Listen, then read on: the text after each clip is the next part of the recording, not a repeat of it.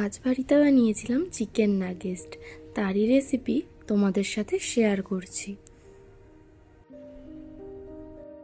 সবার প্রথম ধনেপাতাগুলো আমি ধুয়ে সুন্দর করে কেটে নিলাম। তারপরে অর্ধেক গন্ধরাজ লেবু সুন্দর করে কেটে নিলাম। তোমরা এখানে পাতিলেবু দিতে পারো, আমার কাছে পাতিলেবু ছিল না বলে গন্ধরাজ লেবু ইউজ করেছি। তারপর আস্তে আস্তে আদা, রসুন এবং পেঁয়াজ সুন্দর করে কুচিয়ে নিলাম। পেঁয়াজটা দেখবে একদম যাতে পাতলা পাতলা করে কাটা হয়, তাহলে খেতে আরও ভালো লাগবে। এখানে আমি 1 প্যাকেট স্লাইস ব্রেড কিনে এনেছি, যেটা এখান থেকে 3টে আমি নিয়ে নেব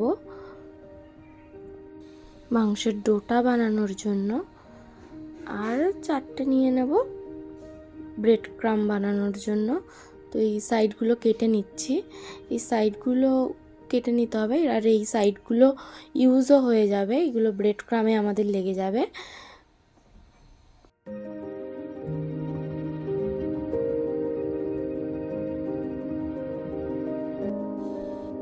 তারপর ব্রেডের টুকরোগুলো মিক্সার করে নিলাম আমি। এটা হচ্ছে ব্রেড ক্রামসের জন্য। এই যে ব্রেড ক্রামস রেডি হয়ে গেছে। এবার আমি মাংসর পেস্টটা তৈরি করে নেব। কিছুটা পরিমাণের ব্রেড ক্রামস আমি তুলে রেখে দিলাম। মিক্সার জারের মধ্যে মাংসের টুকরোগুলো, কেটে রাখা ব্রেডের টুকরো আর কেটে রাখা আদা রসুনগুলো, কেউ যদি চাও পরেও দিতে পারো লেবুটা। তারপরে এখানে মিক্সার করা হয়ে গেছে। আমি এবার এটার মধ্যে একটু গোলমরিচ গুঁড়ো আর নুন দিয়ে ভালো করে মেখে নেব।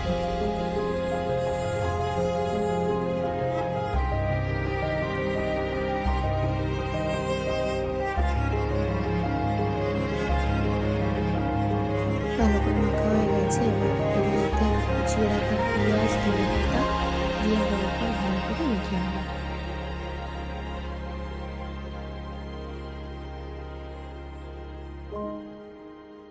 তোমাদের বাড়িতে যদি চালের গুঁড়ো বা বেসন থাকে, ওটা দিয়ে একটু মেখে নিতে পারো, তাহলে একটু মাখাটা টাইট হবে, না হলে পাতলা হয়ে যাবে বেশি।